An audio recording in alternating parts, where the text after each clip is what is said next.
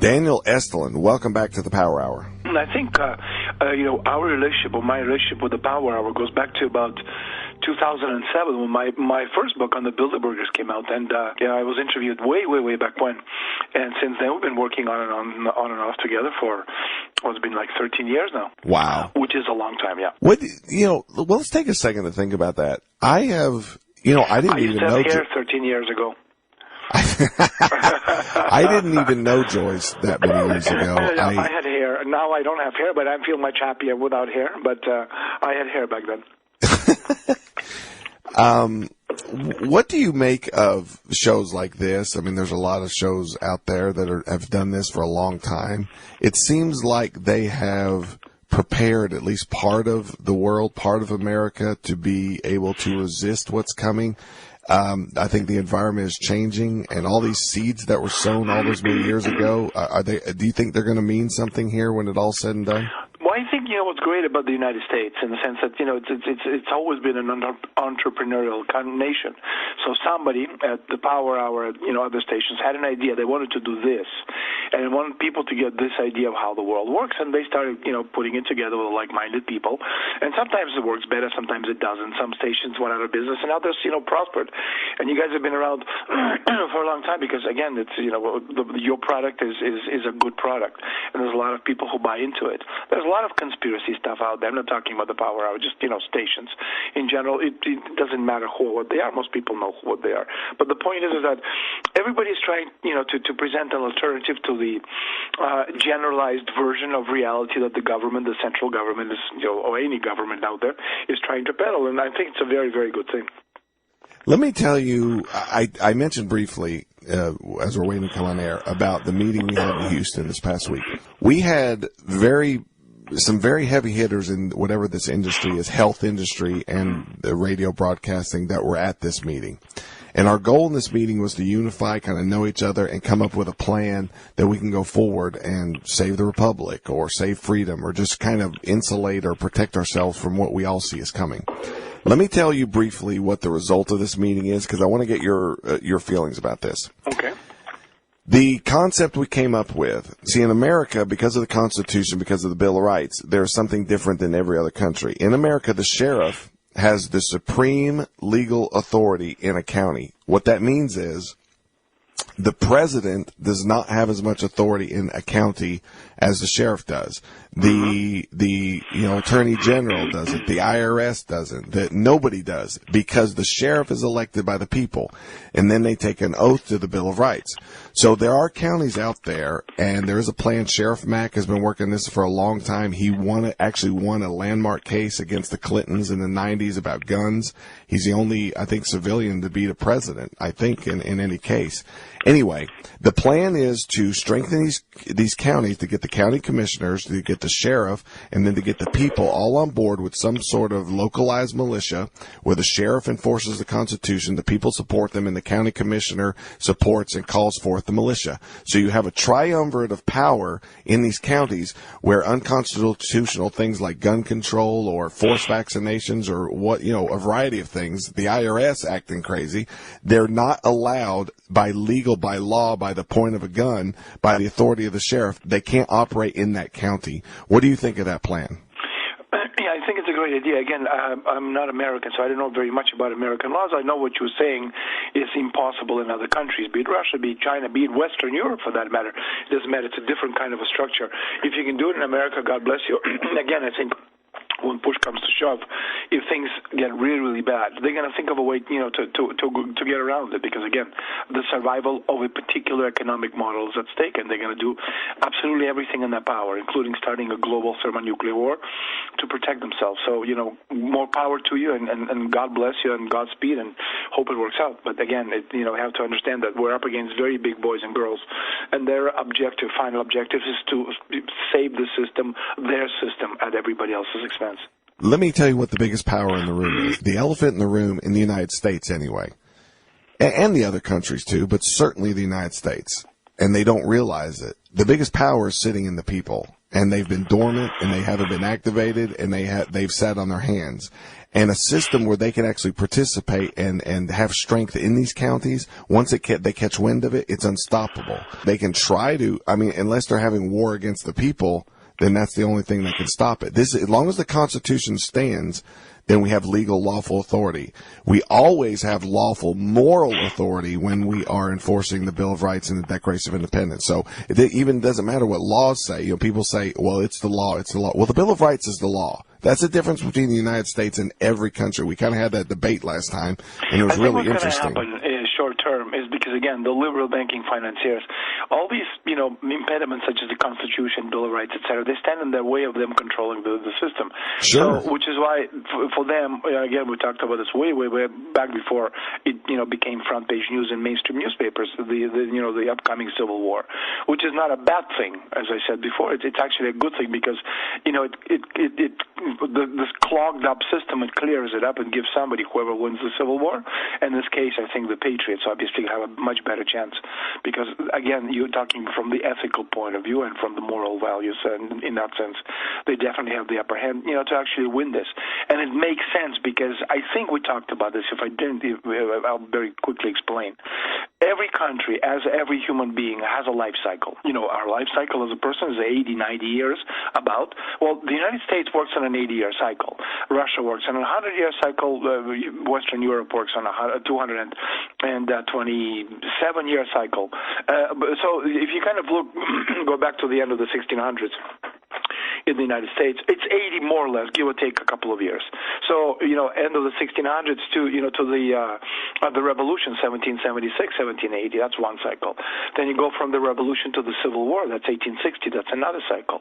Then you go from the Civil War to the beginning of the Second World War in 1940, that's another cycle. And then we are at the tail end of this last cycle, which started at the onset of the Second World War in 1940, and you're looking at about 2020, 2021, 2022. So this is the end of the cycle. So you are looking at, you are going to have a civil war. It's just a question of whether you have it sooner or later. If you're Russia or China, we want to make sure that you have your civil war later, because the sooner that America actually goes through this period of civil war and comes out it on the other end, the sooner it's actually going to be, free to do what it needs to do to go to the next technological advance phase, which is the 6th and 7th techno paradigm. For Russia and China, obviously, their objective is to make sure that you stay as long as possible within, this system of both sides hating each other and then going at each other, but nothing is being done. So again, America is going to go to the Civil War. It's going to come sooner, I think, rather than later, and depends who prevails. It's America's future is going to be decided in that conflict. You mentioned the Patriots. Can individualists, patriots, Bill of Rights, can we win? Can we go forth on the other side and that be our future? It goes back to two questions I mentioned way back when. I said, you can, if you can answer the two questions. The first question is, in the name of what? Are you prepared to die, and why are you living? Why are you alive? If you can answer these two questions, then you'll be okay. If you can't, because the liberal banking financiers, the Clintonites, that Wall Street parasitical crowd, they can't answer these questions on a personal level because their concept has nothing to do with common good. Okay, it's individual wealth, it's that.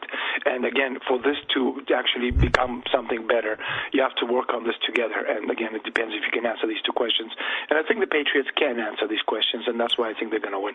I got the two questions for people. We talked about this a lot at this meeting. And there was a point where, you would know these people. I'm not going to say them on air because we promise some sense of anonymity. Right. But there was a point where we were talking about our enemies, and I was speaking, and we were talking about the vision. And they said, well, the communists are our enemies. And somebody else said, well, this is their enemies. And what I told them is, it's irrelevant. The enemy is irrelevant because all that matters is who is violating the Bill of Rights, who is violating our endowment. That's our enemy. We don't need to name them. Everybody knows. Everybody who will be in this fight, who sees value, who sees an emergency perspective here, they already have an enemy in their mind. And so the enemy is already there. The solution needs to be presented. The enemy is irrelevant. Let's talk about the solution. And we can do this. And I'm really desperate and really encouraged that this can happen. And I hope that as we go forward, you'll be supportive of some way or Absolutely. Speak to this. Count on me any way you can. Yes, very good. Whatever I can do, I'll definitely want to help. Oh, that's amazing, Daniel. I mean, really, there's serious people that were in that room that were ready to do this, and I've told my audience. You have to understand that although you and I come from very different worlds. I come from the Soviet Union, you come from the United States. We share the same common goal, the betterment of humanity. And that can be done only at the expense of the liberal banking financiers, the people who are willing to destroy the world to survive themselves. They can survive. They just don't quite understand it yet. So we need to be able to get rid of them in order for us to move forward. Us, not meaning you or me, but us as a global society. Because again, communists, there's no such thing. There's no communism today. Our enemy is the empire. And empires, they can't survive in a world where there's widespread technological and scientific progress. And imperium requires a world where people are dumb and servile like sheep.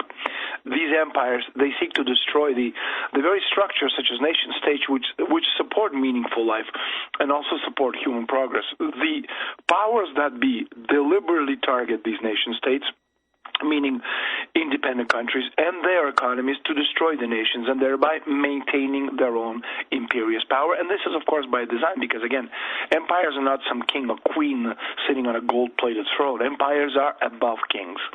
It's a system of control, total control. It's the control of everything by an international monetary system that is itself run by international banks. Globalization, you see, Daniel, is nothing but a new form of empire with the goals of elimination of nation states, elimination of liberty, elimination of rights. And I know a lot of people probably sitting there and saying, what empires? Empires ceased to exist a long time ago. Unfortunately, what people don't understand is our current imperium is a complex system of central banks, investment banks, hedge funds, private equity funds, insurance companies, shadow bankings, a financial system that has been responsible for a paradigm shift in the last half a century away from the production of physical goods and real economy and more to speculation, to the idea of profit maximization and, of course, pure monetarism. And that's today's empire. Let's have a transition, get into the economy. Obviously, the virus, like you said last time you're on, you're not a virologist. I'm not either. It's obvious to me that the virus is man-made or engineered in some way, whether it is leaked on accident or purpose or whatever. At some point, it's irrelevant. It's out there. How dangerous it is, I don't know. Maybe the biggest danger is how they're using it with the quarantine. I don't know. What I do see is some sort of control coming off this or using this in certain limited basis. The economy at the same time, the stock market has blown off about 15% real quick. Gold and silver is going down with it at the same time. I mean, money we needed a correction. Here's my question. Is this whole thing, this whole charade, an effort to just burn money off the stock market because the crash was coming anyway? Well, first things first. The 9/11 was the result because the powers that be knew that the collapse was coming. They needed something to write it off, and that was the excuse. Everyone knows that the collapse is coming now, and coronavirus could be that excuse, but it doesn't necessarily have to. I mean, they've been pushing global war in the Middle East for a very long time. It's not quite there, and countries are not quite willing to start shooting nuclear war, quite yet. And so we have a coronavirus. We don't know much about it. Again, I'm not a virologist, but then again, I'm not an idiot. And you kind of see the reactions of the Bloombergs and the people in the stock markets. You see that there are none of these extraordinary meetings taking place behind closed doors where they're deciding the world's future. So again, as far as the numbers are concerned, if you just go by the official things you read in the newspaper, 3,000 dead or 2,500 dead. Well, in the same time frame in the last 3 months, because this started in December, 180,000 people died as a result of common flu, influenza. Why? How do we know this? Well, almost 700,000 people die annually. Divided by 12, you get that number. Okay? Now, if you remember back in 2002, 2003, SARS, was the second coming of the Black Death, the bubonic plague that killed a quarter of the European population. We're talking about 100 million people. Well, when all was said and done, and the real numbers came in, 800 people died as a result of SARS, out of the then population of 7 billion people. Statistically, it's zero. So again, I don't know what the numbers are. I don't know, what's really going on. No one does. We have no idea how these people are affected. And also, there's another question I, asked a couple of days ago on Twitter. I said, where are all the dead? If there's a terrorist attack, if there's a school shooting, it's a human interest story. You're going to have police, you're going to have, parents, you're going to have teary-eyed teenagers, bemoaning, the gun violence. You're going to have the press there, photographing and watching how the funeral procession takes place. We have all these people allegedly dead, and there are no dead bodies. I'm not a conspiracy theorist. I'm a doctor of conceptual intelligence. But again, I am not an idiot. I'm asking logical questions. If these people have died, and this is the second coming or the new second coming of the bubonic plague, where are the dead bodies? We haven't seen any. We haven't seen any in America. We haven't seen any in France. We haven't seen any in Italy. We haven't, they quarantined half of, Lombardia in northern Italy. We haven't seen any cameras. We haven't seen any dead bodies, any funeral processions, any, human interest stories. And these are definitely human interest stories. Why? Is there a conspiracy? I don't know. But what I'm saying is that what I'm seeing and the reality that these people are projecting are two very different things. I'm left with the same questions. I'm telling people, I know our food storage company, the demand is at an all-time. I mean, I can't even tell you. It's insane. Couldn't even predict the kind of demand we're seeing.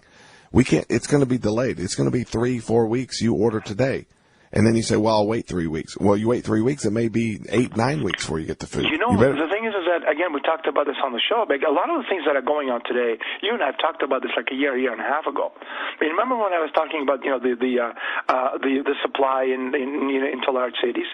You have about 3-4 days of supply into New York City. It costs less money, to ship bananas from somewhere in Africa, to get them on boat, ship them across the Atlantic, get them to the to the New York harbor, than to offload them and send them to the store. It's cheaper to do this entire thing, this travel voyage, than unload them and send them to the store. So you have about 3-4 days of stuff going to stores. And if something happens, I don't care if it's coronavirus, it doesn't matter what. What are you going to do in a city with 18-20 million people if you have no supplies, if trucks are not getting places? You're going to have a civil war. Okay, or you're going to have a war. You're going to have a shooting war. And the thing is about American armed forces, they're totally inadequate for urban warfare. They've never been in urban warfare. They have no idea what that is. And every time they tried it, where we're talking about Fallujah in Iraq, things didn't work out very well for obvious reasons. Pentagon has calculated in one of their internal reports, it would take 6 months in case of urban warfare to clean up a city like Detroit. That's 600,000 people, maybe 700. I don't know what the real number is. It doesn't matter. It's 700,000 people. 6 months going street to street and getting people out. We know what that is. We fought Second World War, Stalingrad, a year fighting the Nazis, street to street, building to building. We understand what that is. We fought the Chechen separatists back in 1996. So, if you're looking at New York City, we're looking at other big American cities, there's no way in hell will the United States Armed Forces be able to win urban warfare against anyone. You have 360 million guns in America. What are you going to do, nuke your own city? No. What's the solution? I don't know. I have no idea what the solution is. But the thing is, with the pandemic, and in this case, again, we talked about this 2 weeks ago, Daniel. One of the things the Chinese have done with this whole thing is, first of all, supply chain. That's done. There's about 3 weeks, maybe 4 weeks, maybe 5 weeks. I don't know what the real numbers are of things because, again, whether we're talking medication, we're talking about car parts, all that stuff comes from China. What is the world going to do when supplies run out? But also the Chinese have been able to use that, to shore up their civil defense.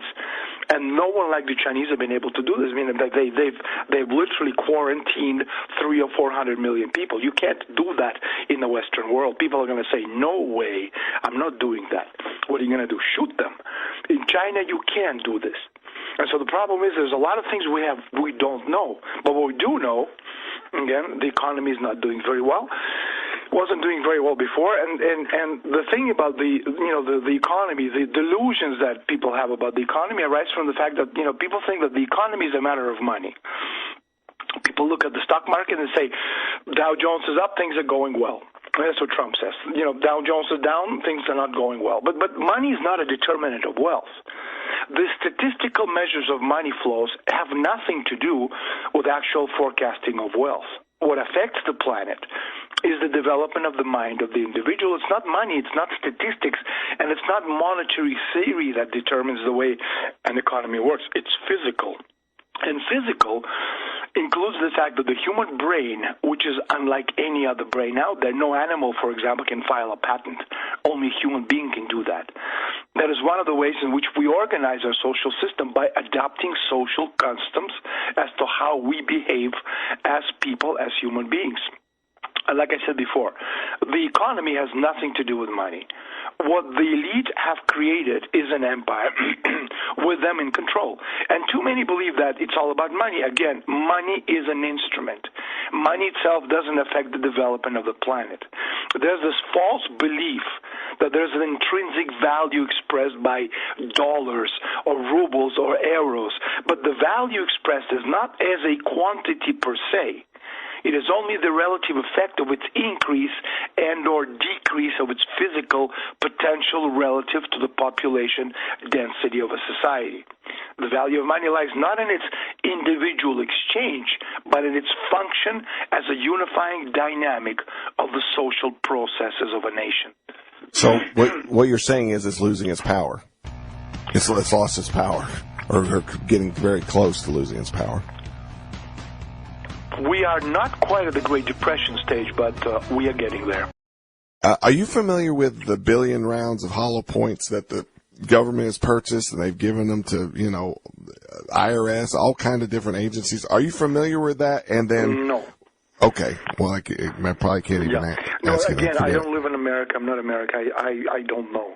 I'm not sure if it's a true story. I'm not sure if it's a false story. I think it's true. I think it's true. I really think it's true. Dave, might very well be. Yeah. Dave, sorry, we tried. He doesn't know anything about it. There you go. Well, I do also want to ask you, Catherine Austin Fitts is one of our mutual both favorites. I have a show crush on Catherine. Catherine, if you're listening, hello. Here's an email that she sent both of us, directed kind of at you. And there is maybe some confusion or what have you. I'll just read it on the air, and then you answer it any way you want to. Here's the email. Daniel Estulin. Trump is saving us from the deep state, ? You must be kidding me. The man who gave us FASA B 56, which is all the financial information is dark now. The man who gave Gates the Jedi contract. The deep state has never been more powerful. We should turn to Trump into a dictator, and that would be good for us? ? Since when did you start pushing for the Rothschilds and Israel?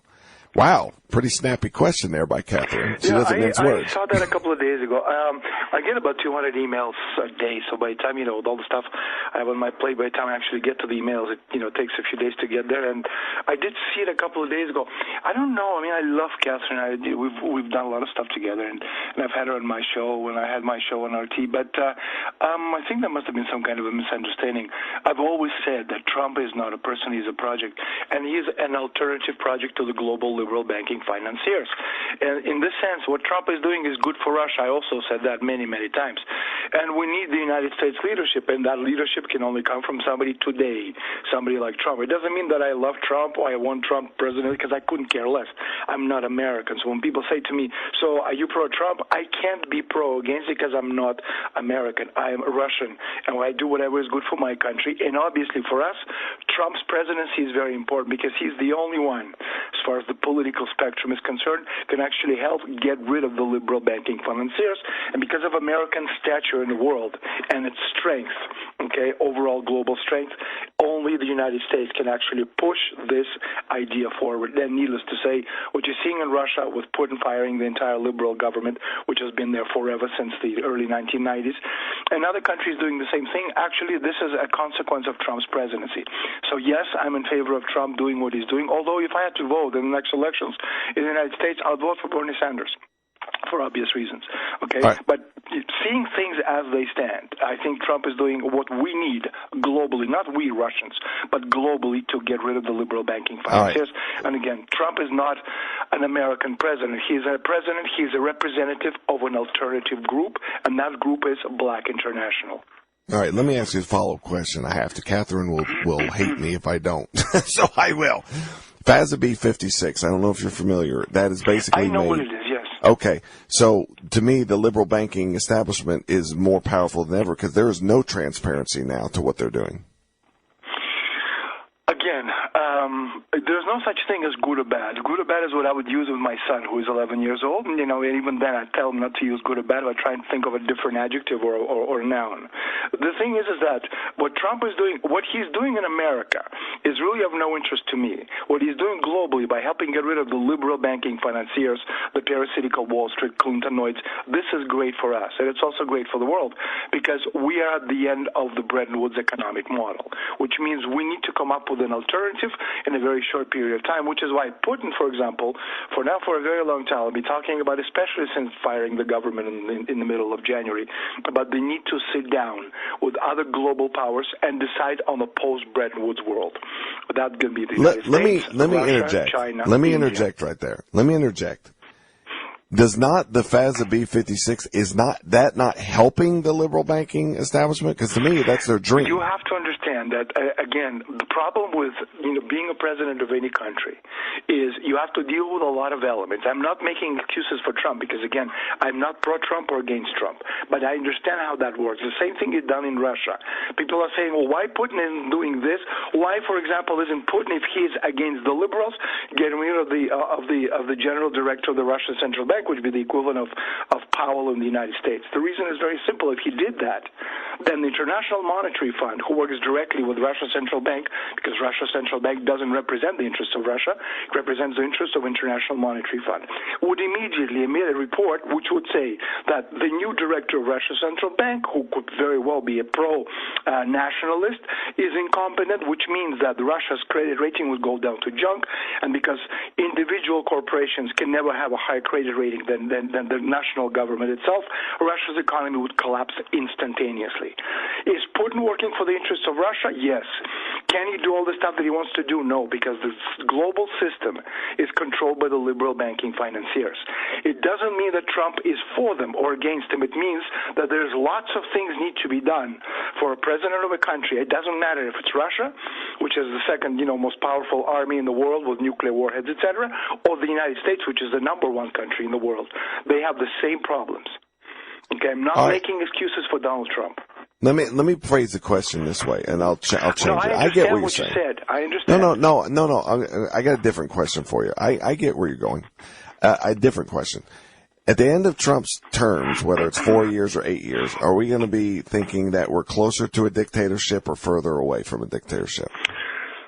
I don't know, because, again, the United States is not a dictatorship. What I said last time I was on your show, because, again, I come from a different world. I come from Asia. I'm not European. I don't come from a democracy. You can do a lot of things in a dictatorship, especially if it's an enlightened dictatorship, like a father dictator type of figure, that you can't do it in democracy or in a constitutional republic, as is the case of the United States. Okay, they're two totally different systems. I don't know. With the global economic collapse, the people who control the financial strings, they're going to lose that control. And what they're trying to do, one of the ways out of this, is global thermonuclear war, because wars, big wars, not some little piddly, regional war, but global thermonuclear war would write up debts and responsibilities, and you have an enormous global debt with derivatives and everything else. I don't know if it's 2 quadrillion, 3 quadrillion, 4 or 5. It doesn't matter. It's 2, 3, 4, 5 with 15 zeros. There's no way you can print enough money or get rid of this debt. It's physically impossible. So what you need to do is sit down and work out on a new model.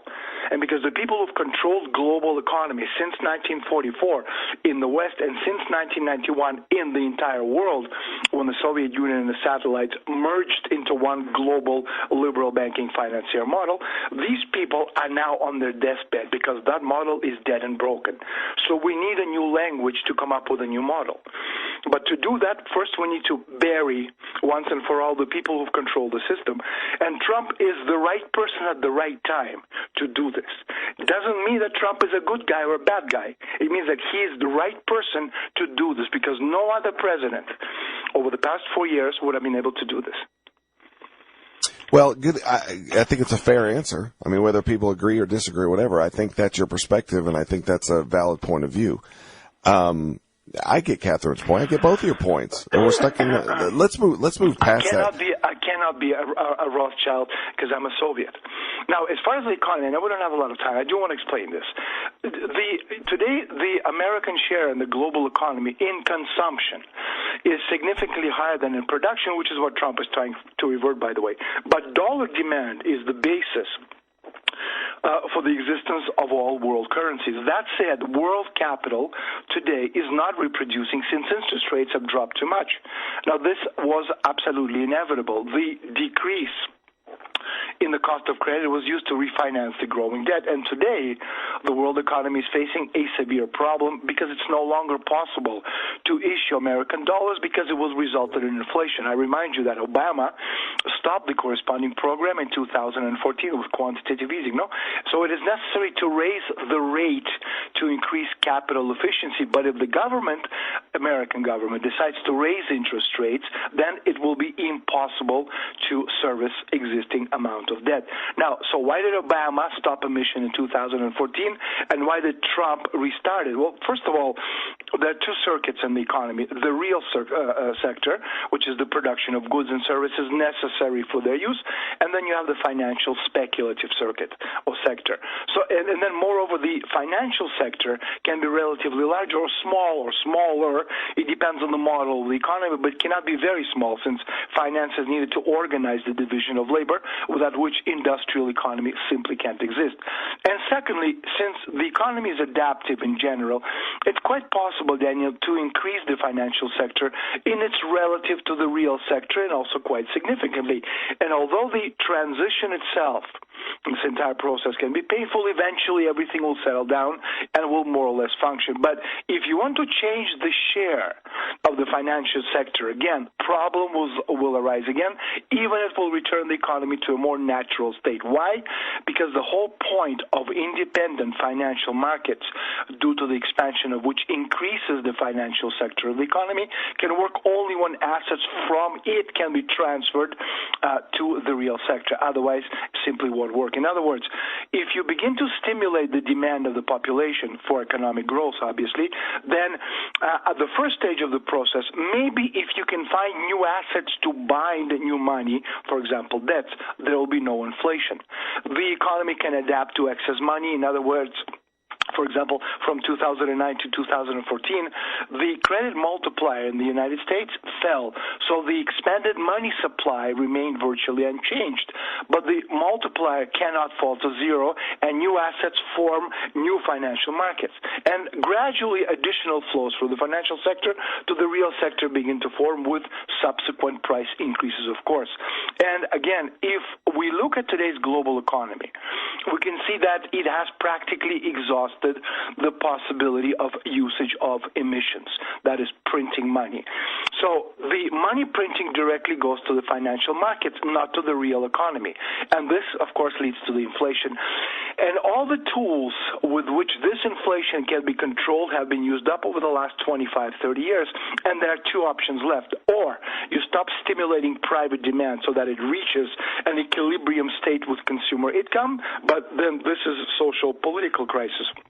Or you continue to stimulate them stupidly, but with a sharp increase in inflation and, needless to say, grave financial and economic crisis. In other words, just to summarize, both the real sector and the financial sector have problems. The real sector needs money, and no one is willing to give it because it is totally unprofitable.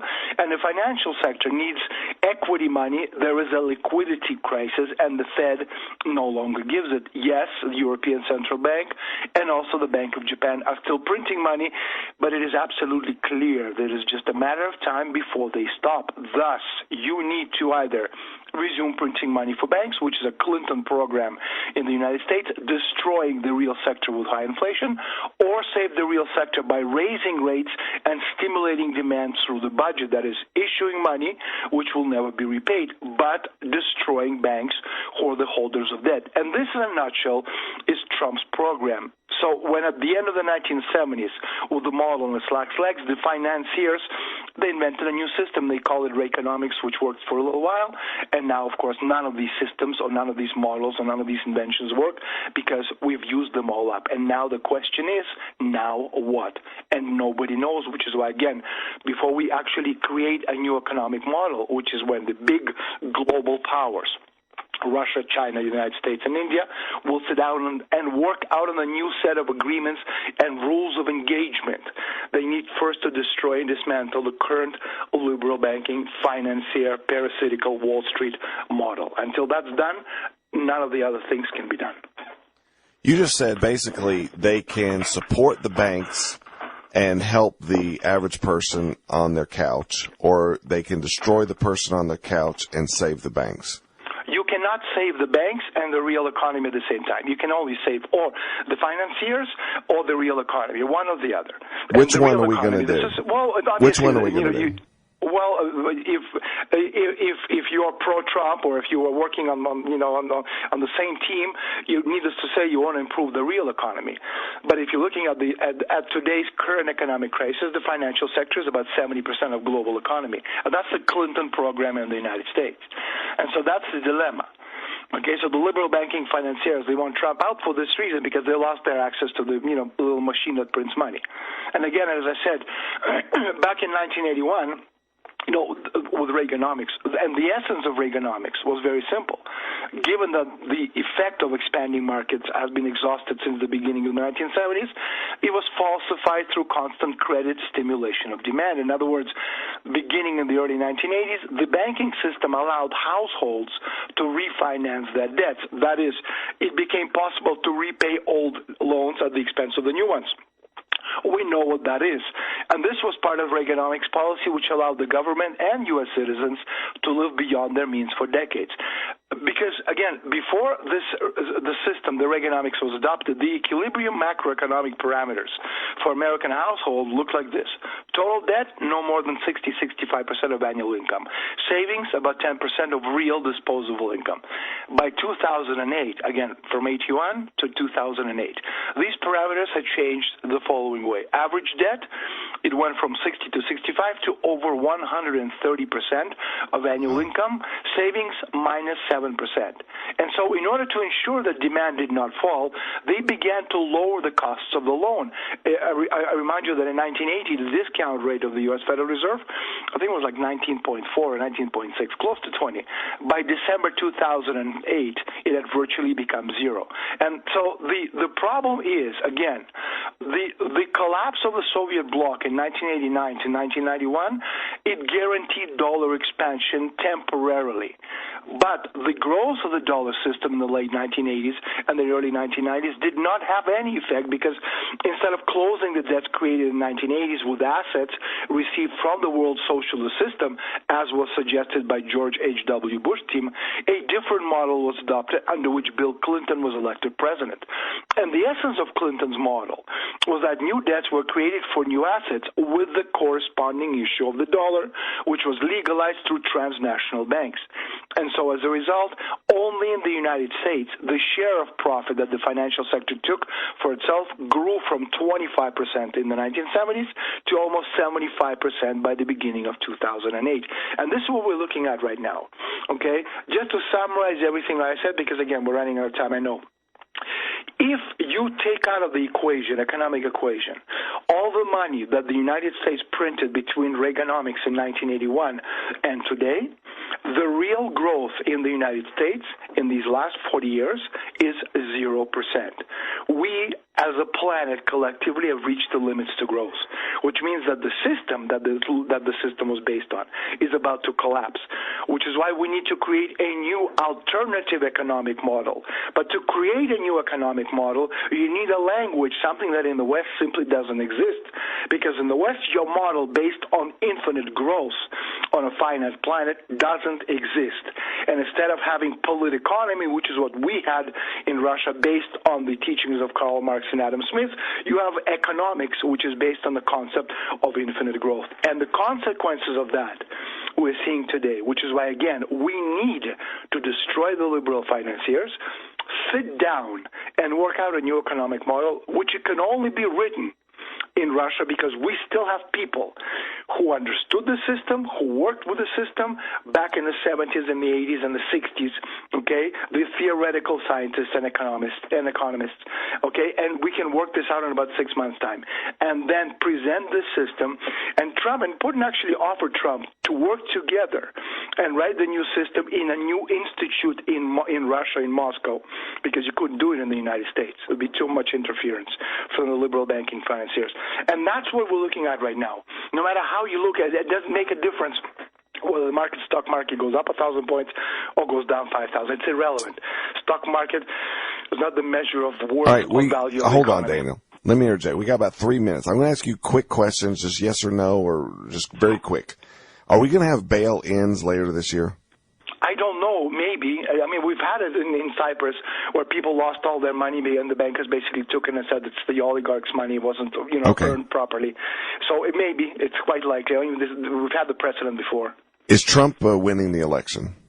He's definitely winning the election. I mean, there's no one in the Democratic Party can stop him. Although, again, depends on what happens with coronavirus, which is a wild card. If it actually, if this thing is for real, and people in America get sick, then they're going to realize that that universal health care paid by the government is actually a good thing, and then maybe Sanders could actually win the elections. Dear God. Come on, Daniel. Last question. You asked me a question. I gave you my answer. We appreciate it. We appreciate the honesty. I'm not walking around the street with Bernie Sanders T-shirt on my chest. No, I'm not a billboard. I gave you my conceptual understanding how it is.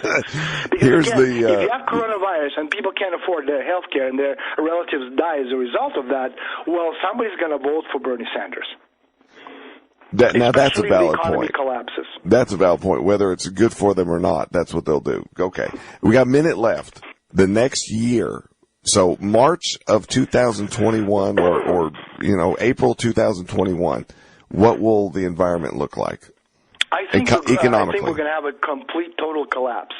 Russian economists are predicting March 2021 the economic collapse. Again, remember, in the Great Depression, it went down 90%. It's quite possible it's going to go down 90%. Now, even if it goes down 50%, it's going to be the end of the economic model, and who knows if it's the end of the United States.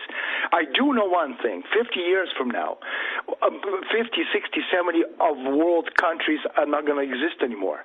You're going to have a global reawakening, the same as we had after the World War I, where all these great empires disappeared and new nations and new countries were born. You're going to have the same thing over the next generation or two. We got about 30 seconds. It's an absolute pleasure. You got two questions. I got your two questions that you ask. For what purpose are you alive? For what are you willing to give that why life? are you alive? And in the name of what are you prepared to die? All right, my two questions if you are... can answer these questions, I think this is a question that every one of the listeners needs to have very, very clear. Why are you alive? What's the reason? Why are you here? To consume or for something, for a higher purpose? Great. My two questions to Americans. Here's my two questions to Americans, and it goes similar to what you're saying. Are we endowed by a creator or aren't we? And is the Bill of Rights the law or isn't it? We want liberty. We want Bill of Rights. We want rule of law. And we want leave me the heck alone. That's what we want. Daniel, it's an absolute pleasure. It's always fun. As always. My greatest blessings and thoughts go out to you and your family.